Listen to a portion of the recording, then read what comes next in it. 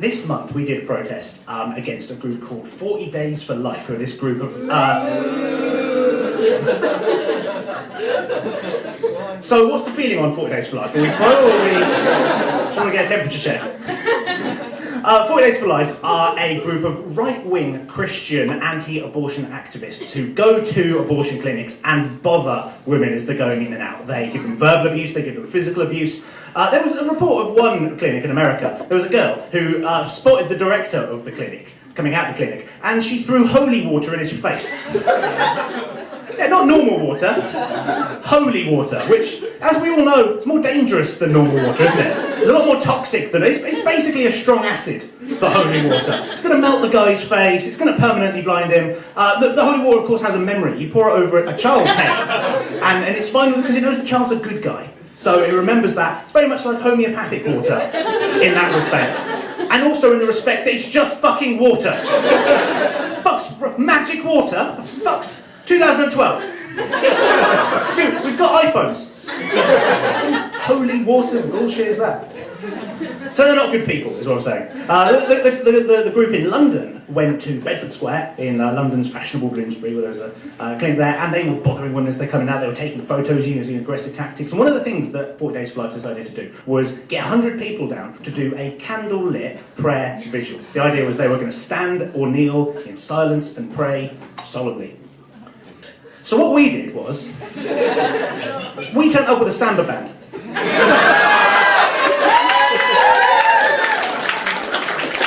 And when I say we, I mean 400 people and a samba band. It was amazing. We were shouting and cheering and screaming and doing chants. We had tin pots and pans and spoons. Have you ever heard of the West End musical Stomp? This was very much the stomp of protests. In that it was ear-piercingly loud, went on for far longer than it should have, was chaotic, and also, like the West End musical Stomp, was far much more fun to be a part of than it must have been to watch. Boom! Yeah, Stomp. There were some brilliant placards there, man. There was so many people. And those placards, there was one that said, "You've got candles, we've got science." That was brilliant. There was one that said, "Resistance is fetal."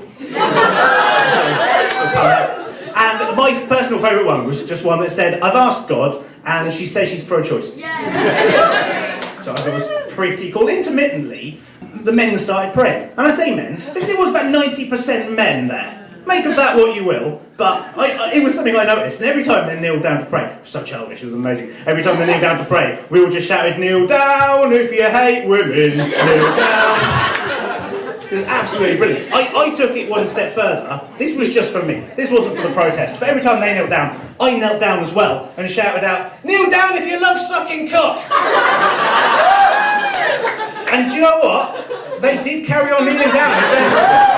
They're a lot more progressive than you'd think, though, the right-wing Christians. It was cool, man. I'm glad we found some common ground. I went up to them afterwards, and I went up to the key ones and said, "Look, I know about this sauna in Vauxhall we can go to." And they didn't like it. They kept saying something about living in sin, something like that. I didn't understand. But the whole thing got me thinking, though, because like, they were praying, and we were chanting and shouting and singing, and it makes me think, like, if they're praying and we're shouting, they can't ignore what we're saying. So the things we're saying, they're in their mind. So does that go to God? Like, how do prayers work? Like, is it like all of your thoughts that go up there? How does God work out what the white noise is? If you saw someone praying and you just went up to them and just went, "Men bumming men! Men bumming! Bumming men! A man ejaculating in your mouth! Bumming! Hairy gays! Big hairy gays! Gays!" Can you send them to hell?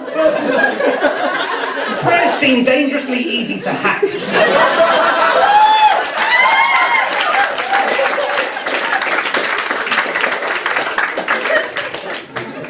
We need some sort of encryption, you know, like when you put your credit card details on the internet.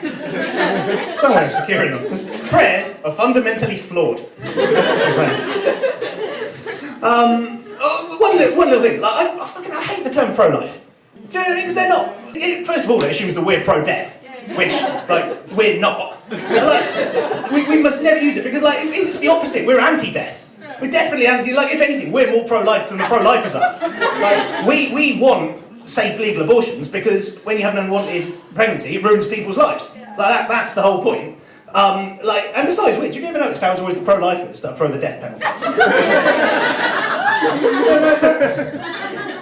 I don't call them pro. We should call them pro-death. Definitely that. They're or pro-miserable life.